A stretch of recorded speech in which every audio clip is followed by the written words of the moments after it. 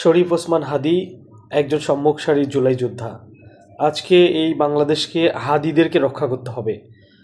এই শরীফ ওসমান হাদির মতো যারা দেশপ্রেমিক তাদেরকে যদি রক্ষা না করা যায় তাহলে এই দেশে দেশপ্রেমে উদ্বুদ্ধ হওয়ার মতো ভবিষ্যৎ কোনো প্রজন্ম এই বাংলাদেশের মাটিতে আর আসবে না।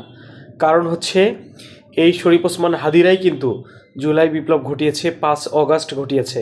অর্থাৎ আজকে যদি শরীফ ওসমান হাদির এই যারা আততায়ী তাদেরকে চিহ্নিত করে যদি রাষ্ট্র তার বিচার সুনিশ্চিত করতে না পারে, তাহলে এই রাষ্ট্রে আর কখনোই এই রকম জুলাই যোদ্ধা বিপ্লবীরা আর আসবে না।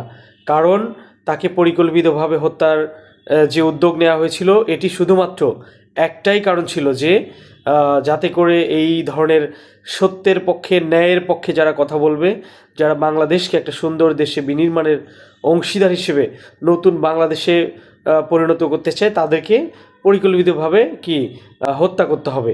এই কারণেই কিন্তু আজকে এইগুলির ঘটনা ঘটেছে।